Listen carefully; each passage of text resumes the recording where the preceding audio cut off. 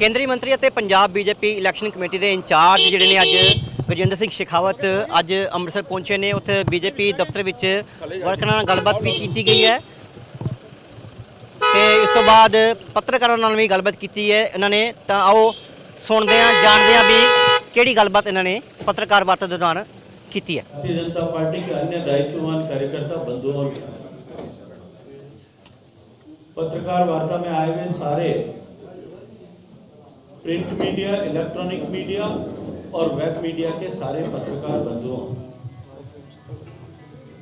मैं आप सबका भारतीय जनता पार्टी अमृतसर शहर की तरफ से स्वागत करता हूं। निजी यात्रा के तहत आज मुझे यहां आना हुआ था। पंजाब दे विच हुण स्कूल जाण दे वास्ते किसी नूं भी वर्दी लैण दी फिकर नहीं है, जबकि इस तो पहला मुफ्त वर्दी दी स्कीम सरकारी स्कूलों विच पढ़दियां पहली तो 8वीं जमात तक दियां सारियां लड़कियां, एससी वर्ग दे लड़के लड़कियां ਅਤੇ गरीबी रेखा तो हेठा रहिंदे परिवारां दे बच्चियां लई हुंदी सी। लेकिन हुण स्कूल सिक्ख्या विभाग दे वल्लों सारे ही बच्चियां नूं मुफ्त वर्दी दी सहूलत दित्ती जा रही है। सरकारी स्कूलों के विद्यार्थियों नूं स्कूली वर्दियां पहला स्कूल की वर्दी एससी बच्चों नूं मिलती सी, लेकिन मैं ये सोचा है, साडी सरकार ने सोचा है कि ਜਿਹੜਾ सरकारी स्कूल ਦੇ ਵਿੱਚ ਪੜਦਾ ਉਹ ਸਾਰਿਆਂ ਨੂੰ ਹੀ ਦੇਣੀ ਚਾਹੀਦੀ, ਉਹ ਸਾਰੇ ਗਰੀਬ ਬੱਚੇ ਪੜ੍ਹਦੇ। ਇਸ ਕਰਕੇ ਅਸੀਂ ਫੈਸਲਾ ਕਰ ਲਿਆ ਕਿ ਜਿੰਨੇ ਸਰਕਾਰੀ ਸਕੂਲ ਦੇ ਵਿੱਚ ਪੜ੍ਹਦੇ ਹੈ ਸਾਰੇ ਬੱਚਿਆਂ ਨੂੰ ਹੀ ਸਾਰੀਆਂ ਫੈਸਿਲਿਟੀਆਂ ਮਿਲਣਗੀਆਂ ਜਿਹੜੀਆਂ ਪੰਜਾਬ ਸਰਕਾਰ ਦਿੰਦੀ ਹੈ ਤੇ ਵਰਦੀਆਂ ਵੀ ਸਾਰੇ ਬੱਚਿਆਂ ਨੂੰ ਮਿਲਣਗੀਆਂ। ਆ ਨੋਟੀਫਿਕੇਸ਼ਨ ਹੈ ਤੁਹਾਡੇ ਪਾਸ, ਇਹ ਅੱਗੇ ਤੋਂ ਵਰਦੀ ਸਾਰਿਆਂ ਨੂੰ ਮਿਲੇ ਕਰੇਗੀ। ਹੁਣ ਕੋਈ ਵੀ ਬੱਚਾ ਕਿਸੇ ਵੀ ਭਾਈਚਾਰੇ ਨਾਲ ਸੰਬੰਧਿਤ ਹੋਵੇ ਉਸ ਨੂੰ ਪੰਜਾਬ ਦੇ ਸਰਕਾਰੀ ਸਕੂਲਾਂ ਦੇ ਵਿੱਚ ਮੁਫਤ ਵਰਦੀਆਂ ਦਿੱਤੀਆਂ ਜਾ ਰਹੀਆਂ ਨੇ, ਕਿਉਂਕਿ ਪੜ੍ਹੇਗਾ ਪੰਜਾਬ ਤਾਂ ਹੀ ਤਾਂ ਵਧੇਗਾ ਪੰਜਾਬ। ਪੰਜਾਬ ਦੀ ਸਿੱਖਿਆ ਪ੍ਰਣਾਲੀ ਨੂੰ ਨਵੇਂ ਮੁਕਾਮਾਂ ਤੇ ਲੈ ਕੇ ਜਾ ਰਹੀ ਪੰਜਾਬ ਸਰਕਾਰ, ਕਰ ਕਰ ਚੱਲੀ ਗੱਲ ਪੰਜਾਬ ਸਰਕਾਰ ਕਰਦੀ ਮਸਲੇ ਹੱਲ। पार्टी के कार्यकर्ताओं के साथ में एक अनौपचारिक बैठक ऐसी रखी थी। स्थानीय जिला संगठन ने तय किया कि मुझे आप सबसे वार्ता करनी चाहिए, इसलिए मैं आप सबके साथ में बातचीत कर रहा हूँ। पंजाब सीमावर्ती प्रदेश होने के नाते राष्ट्र की सुरक्षा को लेकर के पंजाब अत्यंत महत्वपूर्ण है। पिछले वर्षों में जिस तरह से पंजाब में भ्रष्टाचार, नशाखोरी माफिया, रेती माफिया, इन सब का जिस तरह का और इन सब के कारण से जिस तरह का वायुमंडल पंजाब में बना था, तो वो पंजाब प्रदेश जिसकी छवि एक खुशहाल प्रदेश की देश भर में हुआ करती थी। मैं भी अपने बचपन में जब किसी फिल्म में या किसी सोप ओपेरा में हम पंजाब को देखते थे तो गिद्दा भंगड़ा वाला प्रदेश, खुशहाली से भरा हुआ प्रदेश, समृद्धि से भरा हुआ प्रदेश, ऐसा प्रदेश की छवि हम सबके सामने आती थी। वहां से फिसलते फिसलते पंजाब आज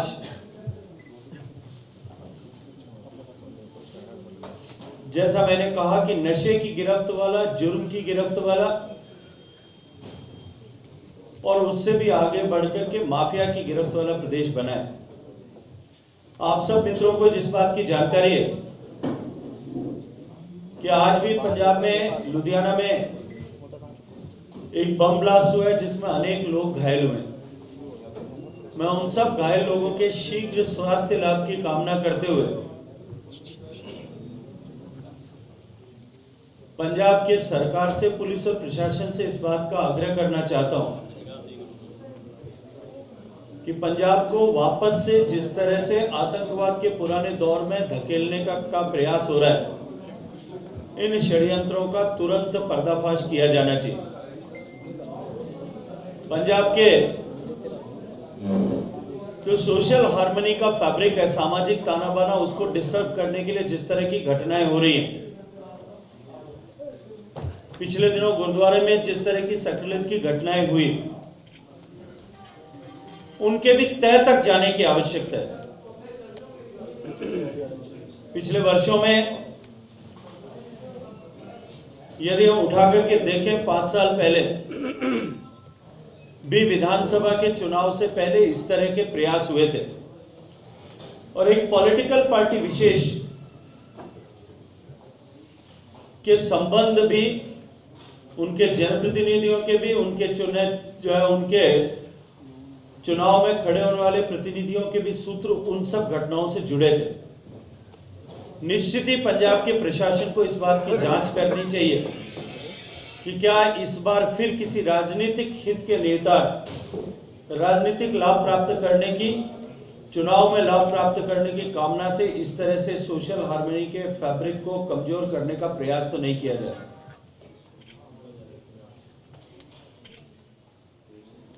पंजाब प्रदेश, जो मैंने कहा कि कभी देश का सबसे खुशहाल प्रदेश हुआ करता था, 1980 तक पंजाब देश की जीडीपी के ग्रोथ के हिसाब से और जीडीपी के हिसाब से, स्टेट जीडीपी के हिसाब से देश के 1 नंबर का प्रदेश था। 2001 तक आते आते 4थे नंबर तक पहुंचा था और आज के हालात में पंजाब जीडीपी के दृष्टिकोण से देखा जाए तो 16वें नंबर पर स्लिप होकर के पहुंच गया है। और जीडीपी से भी, जीडीपी की ग्रोथ रेट की दृष्टिकोण से अगर देखा जाए तो वर्तमान में पंजाब की स्थिति जो है वो देश के 33 प्रदेशों में सिर्फ मणिपुर से ऊपर है, 32वें नंबर पर। ऐसा प्रदेश जो देश का सबसे खुशहाल प्रदेश था, फिसलते फिसलते आज सबसे नीचे के मुकाम पर पहुंचा है। 4 लाख करोड़ रुपए का कर्ज पंजाब पर है। पंजाब की पॉपुलेशन के हिसाब से देखें तो हर पैदा होने वाले व्यक्ति पर, हर छोटे से छोटे बच्चे पर भी 1 लाख रुपए से ज्यादा का कर्ज जो है वो अपने सिर पर लेकर के पैदा होता है। ऐसा प्रदेश जिसने पूरे देश के अन्न के भंडार भरे, ऐसा प्रदेश जिसने देश को खाद्य के दृष्टिकोण से, भोजन के दृष्टिकोण से आत्मनिर्भर बनाया, उस प्रदेश के इस तरह के हालात के जिम्मेदार कौन है? आज बेरोजगारी की दृष्टि से भी यदि पंजाब को देखें तो नेशनल एवरेज से दुगना अनएम्प्लॉयमेंट इंडेक्स जो है वो आज पंजाब में है। इंडस्ट्रियल ग्रोथ की दृष्टि से देखें तो निगेटिव इंडस्ट्रियल ग्रोथ वाले प्रदेशों की श्रृंखला में पंजाब है। यहां का उद्योग कल कारखाना, जिस तरह के हालात यहां बनाए गए उसके कारण से पंजाब को छोड़ करके दूसरे प्रदेशों में जा रहा है। चाहे मैं टेक्सटाइल की बात करूं, चाहे मैं वीविंग की बात करूं, चाहे मैं साइकिल इंडस्ट्री की बात करूं, चाहे मैं एग्रीकल्चर इक्विपमेंट एंड इंप्लीमेंट्स की इंडस्ट्रीज की बात करूं, आज यहां पंजाब से छोड़ करके दूसरे प्रदेशों में जाने को मजबूर है। ऐसी परिस्थिति में पंजाब के खुशहाल अतीत को लौटाने के लिए भारतीय जनता पार्टी इस बार पूरी ताकत के साथ में ऐसी सब शक्तियों को जो पंजाब की खुशहाली, पंजाब के गौरव, पंजाब में शांति, पंजाब में आर्थिक समृद्धि और पंजाब में के सीमावर्ती क्षेत्र की सुरक्षा, इन सब विषयों पर हम सब के साथ में खड़े होकर के, हमारे साथ चल करके चुनाव लड़ने के लिए तैयार हैं। उन सबको साथ लेकर के हम चुनाव लड़ने वाले हैं और जिस तरह का वायुमंडल पंजाब में बना है, मैं विश्वास के साथ में कह सकता हूं कि भारतीय जनता पार्टी इस बार एक नया कीर्तिमान यहां बनाने वाली है। बहुत बहुत धन्यवाद। शेखावत जी, जो पंजाब देखिए, मुझे लगता है कि अभी इस बात की घोषणा करने का समय नहीं है। कैप्टन अमरिंदर सिंह साहब के साथ में हम चुनाव मिलकर के लड़ने वाले हैं, इस बात के संकेत माननीय गृह मंत्री जी, माननीय राष्ट्रीय अध्यक्ष जी, कैप्टन अमरिंदर सिंह साहब, हम सभी लोग दे चुके हैं। मुझे लगता है कि यहां से आगे की यात्रा अभी तो शुरू हुई है, अभी बहुत सारे अध्याय इस यात्रा में आप सब लोगों को देखने को मिलेंगे। बीजेपी का नेक्स्ट सीएम चेहरा क्या होगा जी? भारतीय जनता पार्टी में ऐसे प्रदेशों में जहां हम पहली बार चुनाव लड़ रहे हैं या लंबे अंतराल के बाद में हम सरकार बनाने के लिए चुनाव लड़ रहे हैं, वहां किसी भी चेहरे को लेकर के चुनाव नहीं लड़ा जाता। उत्तर प्रदेश में जब हम पिछले साल 2017 में जब हम 25 साल के बाद सरकार बनाने के लिए चुनाव लड़ रहे थे, तब आपने शायद किसी ने कल्पना नहीं की होगी कि योगी आदित्यनाथ उत्तर प्रदेश के मुख्यमंत्री होंगे। जब हम महाराष्ट्र में चुनाव लड़ रहे थे, तब शायद आपने कल्पना नहीं की होगी कि देवेंद्र फडणवीस चेहरा होंगे। भारतीय जनता पार्टी की परंपरा नहीं है, ये पार्लियामेंट्री बोर्ड चुनाव के परिणाम आने के बाद में तय करेगा। शेखावत जी, आज जो लुधियाना में ब्लास्ट हुआ, सीएम चरणजीत सिंह चन्नी वहां गए थे, उनका कहना है कि पंजाब का माहौल खराब करने की कोशिश हो रही है। कौन कर रहा है? पंजाब का माहौल ठीक बनाए रखने की जिम्मेदारी मुझे लगता है कि चरणजीत सिंह जी चन्नी जो पंजाब के मुख्यमंत्री, प्राथमिक रूप से उनकी है। जिम्मेदारी को स्वीकार करना चाहिए, न कि दूसरों के सिर पर डालने का प्रयास करना चाहिए। जी, धर्म स्थलों की बेअदबी हो रही है, हिंदू मंदिरों को निशाना बनाया जा रहा है। पहले तक कई श्री गुरु ग्रंथ साहब के पन्ने फाड़ दिए जाते हैं। आप क्या समझते हैं, कुछ ताकतें हैं उसमें, कुछ पंजाब के राजनेता भी शामिल हैं या कौन लोग हैं? मैंने अपने प्रारंभिक वक्तव्य में इस बात का संकेत आपको किया कि इस बात की जांच की जानी चाहिए। पिछली बार की इस तरह की घटनाओं में जिस पॉलिटिकल पार्टी और नेताओं के सूत्र जुड़े थे, उनको भी वापस खंगाला जाना चाहिए कि क्यों और किस कारण से वो इस तरह का सोशल हार्मनी को बिगाड़ने के लिए, धार्मिक उन्माद को फैलाने के लिए, किस राजनीतिक नीति के तहत इस तरह के षड्यंत्र कर रहे हैं। Sir, according to you, who could be benefited from these? मुझे लगता है कि कुछ मेहनत तो आपको भी करनी चाहिए।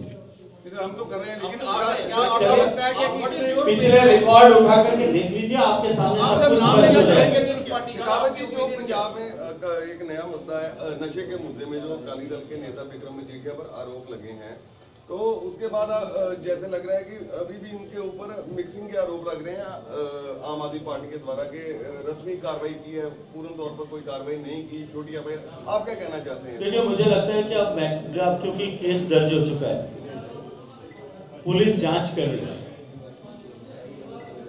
यदि कोई व्यक्ति पाक साफ है और उसने किसी तरह का अपराध नहीं किया है, तो पुलिस के सामने आकर के उसको फेस करना चाहिए, जांच में सहयोग करना चाहिए।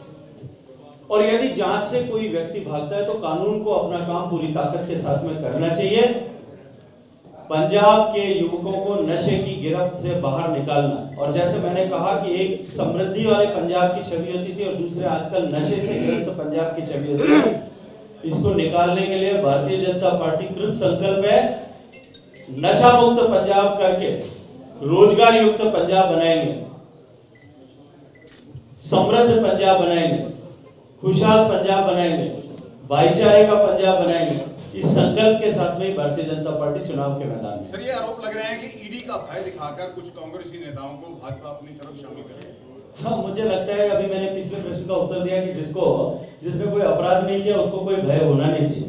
तो पहले तो ये तय करें, जो भी इस बात का स्टेटमेंट देता है वो तय करें कि कौन कौन से लोग जो हैं वो ईडी के भय से भयग्रस्त है। पहले उस बात का लिस्ट का खुलासा करना चाहिए। बीजेपी के लिए कांस्टेंट था फार्म लॉज अब रिपील हो गए हैं, वो कांस्टेंट खत्म हो गया है। लेकिन लोगों के दिमाग में अभी भी परसेप्शन जो है, क्योंकि बीजेपी सेंटर को लीड करती है, कि ये एंटी फार्म इनका है, तो ये एक परसेप्शन को चेंज करने के लिए आप लोगों की क्या स्ट्रेटजी रहेगी, और जिस तरह से आप इलेक्शंस आ रहे हैं और किस तरह से अपने आप को प्रोजेक्ट करेंगे आप? मुझे लगता है कि जैसा मैंने अभी अपने वक्तव्य में और आपके प्रश्नों के उत्तर में कहा कि भारतीय जनता पार्टी पंजाब को खुशहाल बनाने के लिए, पंजाब के भविष्य के लिए, पंजाब के युवाओं के रोजगार के लिए, पंजाब में इंफ्रास्ट्रक्चर डेवलपमेंट के लिए, पंजाब में एजुकेशन और हेल्थ के इंफ्रास्ट्रक्चर के लिए, इन सब लक्ष्यों को लेकर के काम करेगी। जहां तक कृषि क्षेत्र का विषय, कृषि क्षेत्र के कल्याण के लिए माननीय प्रधानमंत्री जी ने जिस तरह से पिछले 7 साल में काम किया, एग्रीकल्चर सेक्टर को देखने का नजरिया जो प्रोडक्शन सेंट्रिक होता था, क्योंकि हम फूड डेफिसिट नेशन थे, उसको बदल करके और प्रॉफिट सेंट्रिक अप्रोच के साथ में एग्रीकल्चर को देखा जाए। किसान की आमदनी बढ़े इस लक्ष्य के साथ में सॉइल हेल्थ कार्ड से लेकर के मार्केट रिफॉर्म्स तक ये सारे निर्णय किए गए,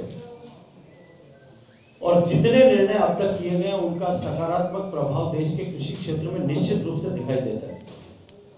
मैं ये मानता हूं कि तात्कालिक समय में शायद, जैसा माननीय प्रधानमंत्री जी ने कहा कि शायद हम में कहीं कमी रह गई थी कि हम नहीं समझा पाए, या मुझे लगता है कहीं आप सब मित्रों का सहयोग जैसा चाहिए था वैसा नहीं मिल पाया कि हम नहीं समझा पाए। लेकिन जो कुछ माननीय प्रधानमंत्री जी ने पिछले 7 सालों में किसानों के लिए किया है, देश का हर एक अन्नदाता किसान उस बात को निश्चित रूप से मानता भी है, स्वीकार भी करता है।